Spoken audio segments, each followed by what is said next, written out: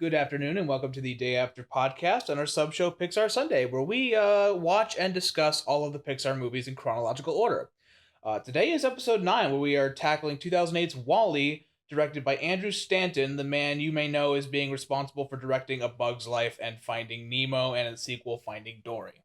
I did want to start out this review by saying the whole sci-fi, robots, machines, space travel thing, not my setting. Well- In the same way that Lord of the Rings is not some people's setting, I do not like science fiction as a rule. Yeah, I was gonna say, take back what you don't take it back, but like zoom out. It's not the sci-fi elements in this movie that you just like as much as you're not a fan of sci-fi in general. Right, so I was not pessimistic, but I was going into this movie and knowing what it was, knowing the setting. My bias is affected by that, and I can't help it. It is what it is. Take that for what you will. It's going to be a very weird podcast because we were weirdly silent in between when the movie ended and this began, so yeah, we have not compared notes. What I found fairly the most baffling about this movie, and there's not a ton of background notes here, this is one of the big 4 or 5 movies that got conceived at that 1994 lunch between Jeffrey Katzenberger and those other guys.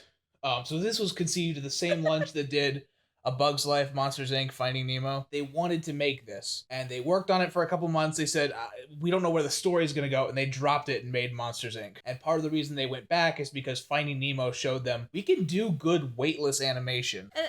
I don't know. I guess underwater and space, there are natural connections there. What I like most about this movie is the subtlety, especially that has to come when you have a protagonist that does not talk. That's so fluid. I'm pessimistic that we're gonna say anything that hasn't been said before. Yeah, but I mean that's with any Pixar movie. Yeah, of course. And we timed it. It's almost 40 minutes on the nose before anybody says an actual word. Yes. And that comes off extraordinarily fluid. I think both times I watched this, it's such a fast 40 minutes.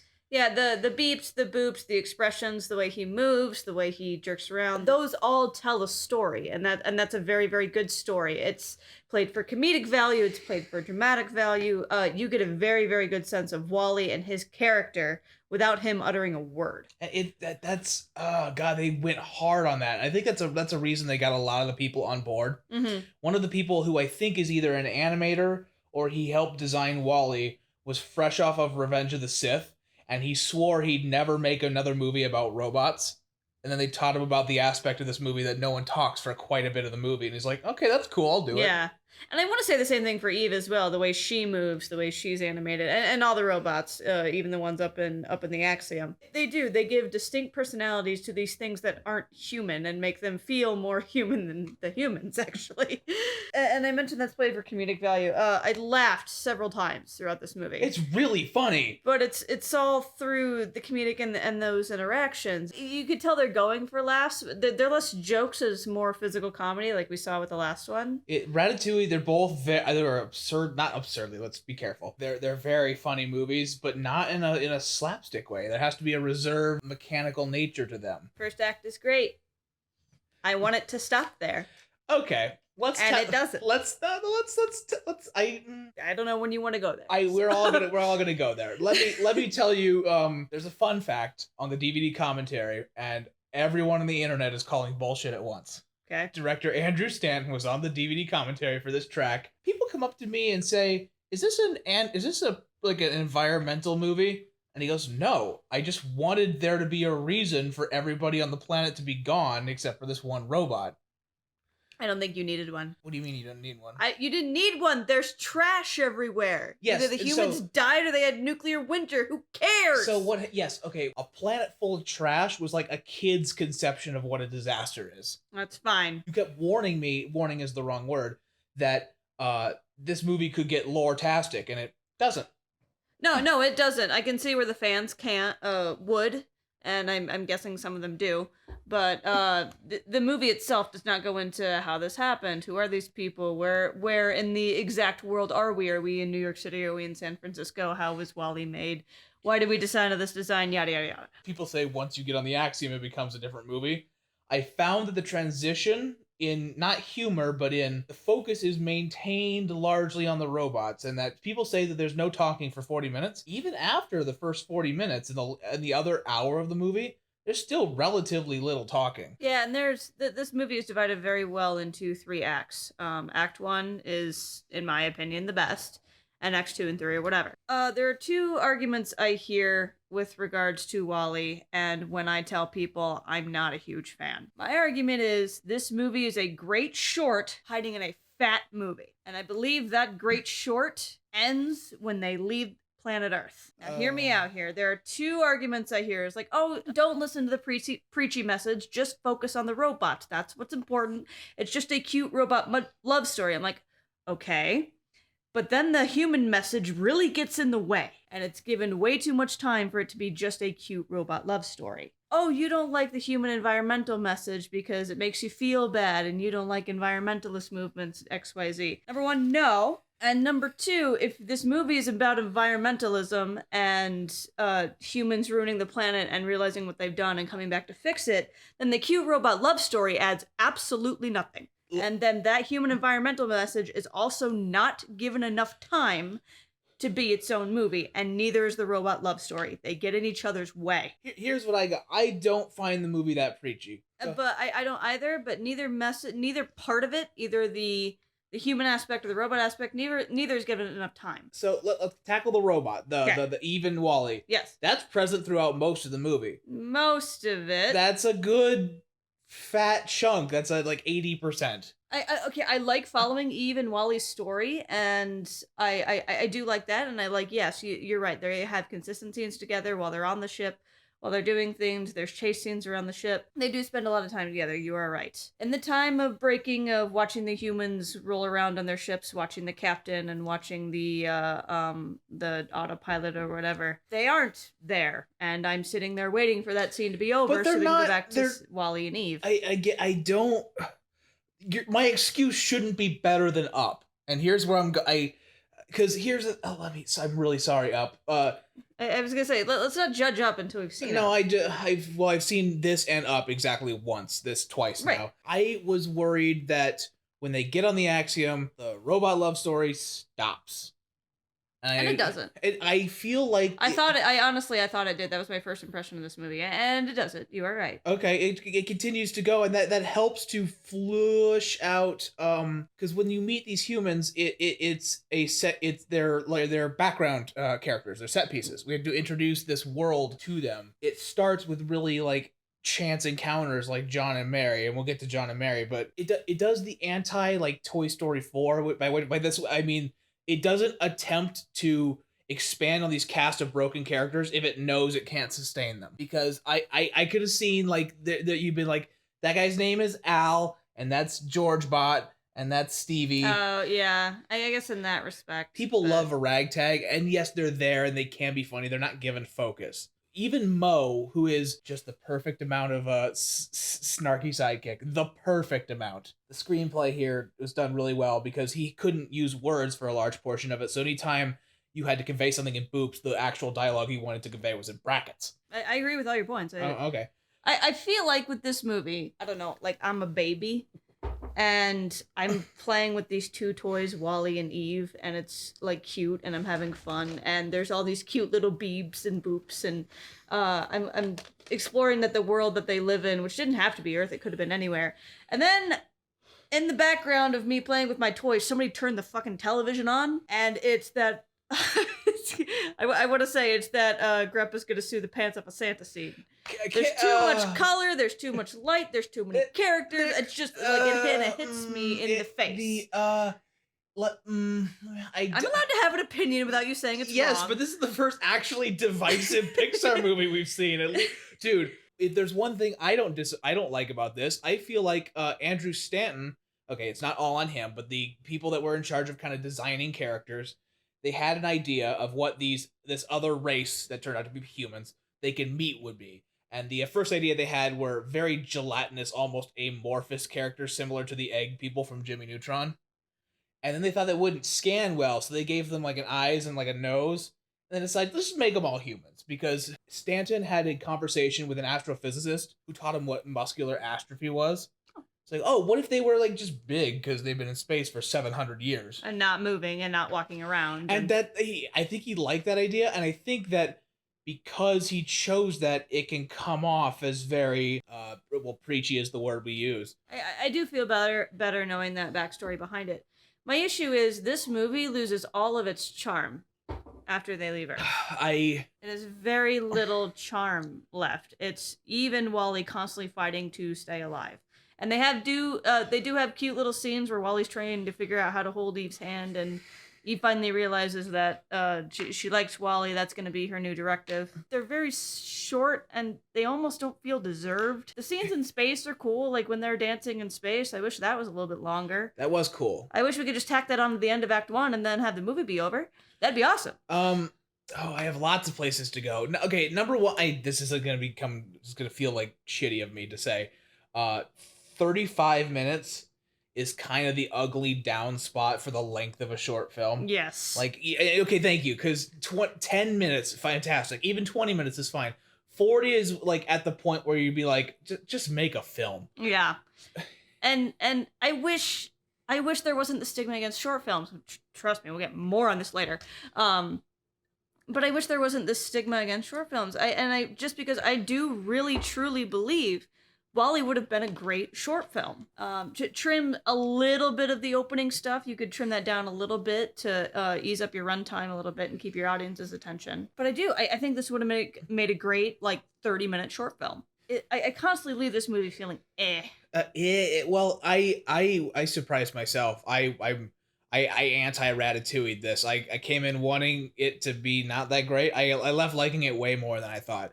And here's where I think the crux is. I find the humans extremely sympathetic. Sympathetic is not interesting. I don't want to say cute because that's a flat discussion point. Cute is just, oh look, there's pinch your cheeky, like I don't want, it's not like I'm watching Hamtaro or something, but the environmental message is not shoved down your throat. Every time I go into this movie, I remember feeling kind of about it the first time, and so I expect to hate it more than I do, and in the same way John did. And like halfway through the movie, you actually said out loud, I'm trying to remember what my criticisms were. Oh, and by the end, I remember all of them. Oh, it's right here. Well, it's right here. What I find about the humans is that it's not they're the way that they are, it does not come from a place of malice or ignorance. It comes from a place of not knowing. Well, then I guess a sense of ignorance, but ignorance, but in an innocent way, not a willful. Not a willful and not a callous way. So I guess here's an example. Captain B. McCree has just found out what a book is, and that he has this entire Google search engine that tells you all that you want to ever know about Earth. Right. It's not that I find it charming. I was like, that could have been so shitty. So like, it could have been really, really bad. It could have been a huge punch down by the writers. And instead, I just feel good for him. Yeah. You don't laugh at him because he doesn't know what a book is. Yeah, and I agree that the humans are sympathetic, and I agree that what they're trying to do is good. It's not interesting. I think okay, so is it just gonna be tomato? Well, that's not. No, I mean, we can like different stuff. I mean, I like to think I presented my points of why I like certain points and not others. I feel like the first act of WALL-E would be a great short film if you trim it down a bit to 30 minutes instead of 40. I feel like the rest of WALL-E would be a great Black Mirror episode. Imagine just turn it up to 11. No, that would be a different thing completely. Essentially just that bicycle, whatever. Shush now. I find the corporate message, a lot of the topics for which this movie is criticized for being preachy, I find them way more tongue in cheek than anything. Yeah. They don't the fact that by and large owns everything, that may have undercut my feeling of, ooh, they're trying to tell me something, by the fact that that's already halfway happening today. Right. Yeah. And I mentioned before, I do like the subtlety of this movie. Those commercials of by and large of telling what happens to the humans and what the idea was behind this Axiom project. I do like that. This movie has very, very good storytelling. It's just 2/3 of the story is telling I don't care about. And the love story between Wally and Eve becomes less of an arc and more just a way to hold the 3 blocks of movie together. Uh, do you? How do you feel about not Fred Willard? Fuck, I can't remember the character's name. The live action owner of By and Large, whose idea it was to go into space for 5 years. Uh, Do you feel like it was malicious to abandon this and not tell anybody? I think, I mean, I'm going to respond to that with something that feels like I'm going off on a different track, but let me wrap back to it. Okay. You mentioned while we were watching this, I asked, right, John, right as the movie was getting over, did this have an impact on, did this start like an environmentalist movement or raise awareness or something? And John said, not really, but it did show kids why this is important. And I like that. I like this idea that kids at home are watching this and don't really know, like, these things about like planet Earth or these environmentalist movements, the Green Party. But they can watch this movie and go, "Oh my gosh, I don't want my Earth to be this way." The owner of By and Large? Yeah, the owner of By I've and been Large. calling him Fred Willard because that's the guy who played Okay, him. we'll call him Fred Willard. So I think that seeing Fred Willard, he's an immediately recognizable shorthand tool to say that, like, the real enemy here is not maliciousness, it's not ignorance, it's not war, it's not nuclear power, it's laziness, it's apathy. I like sending that message to kids, and I'm glad he's a vehicle to do that. Is there a butt? No, that was it. Okay, good. So, I think there's a twofold reason behind the fairly optimistic ending here. Is that one, Andrew Stanton continuously claims this was not an environmental movie, Right. and two, it's the you catch more flies with honey. Yeah. If you like, do you want to recycle more? If I say you're a shithead for not recycling, you're doomed the planet. You know, like Yeah. it's not okay. Or make you feel bad about all these dead whales floating in the ocean. Oh, that's really. Well, no. I'm just saying I'm glad they didn't do something like that. Yeah, of course. Welcome to Pixar Mainstays, the easiest Pixar Mainstays of the entire canon. Yes, John- they shout them at you. Oh, here we go. Number one, John Ratzenberg plays a human named John, whom he is the first person that Wally encounters on the Axiom. A113 is the name of the directive to go to Earth. No. To stay the course. It's the override. It's the override in case we effed up this plan. Because Frank Willard's lazy. And it's shown. I don't know that he's lazy, but it's shown in full blinding letters there. Several times. The Pizza Planet truck is observed by Eve very soon after she arrives. It's one of the things we're looking for a plant inside. Yep, and we scan it, and it's not in there, and off we go. I would go into final thought. Yeah, I'm ready. We're just gonna go in circles about how we feel. It's a very subjective taste film. Yeah. Why don't you start? I've talked. Why don't I start? I find people called Ratatouille an art house movie or maybe a movie about art, but I feel like in terms of trying something wildly different but still feeling like a movie from the company, this did really well. It is told in an extremely fluid way that maintains a sense of style, because you can have robots that interact in that kind of way. The story moves while still conveying the same sense of how information is conveyed and how characters talk to one another. The autopilot is scary as hell. I love him. He's cool looking. Oh, we didn't even talk about the bug. The bug? Al the bug? Al the bug. He's a cute dude. He's a cute little bug. Why don't you tell us about Al the bug when you wrap up? Not my thing, not my setting, but I did go into it with an open mind. I do really like the first act, and it's not that I will go. I agree with John and Andrew Stanton's statement that this is not an environmentalist movie. It's not. I will say it has an environmentalist message. I feel like trying to tell both does the movie a detriment.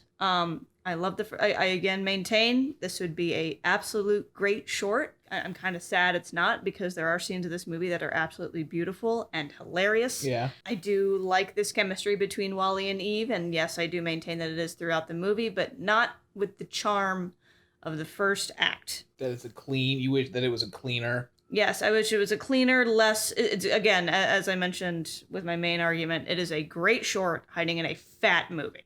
And I have problems with that regarding other films in the lineup, but we will get to those when we get to those. This has been Pixar Sunday's review of 2008's WALL-E. Join us in 1 week where we are tackling 2009's Up, which is the third of this trilogy of very original movies that we want to tackle for better or worse. But thanks for joining us, and we will see you next time.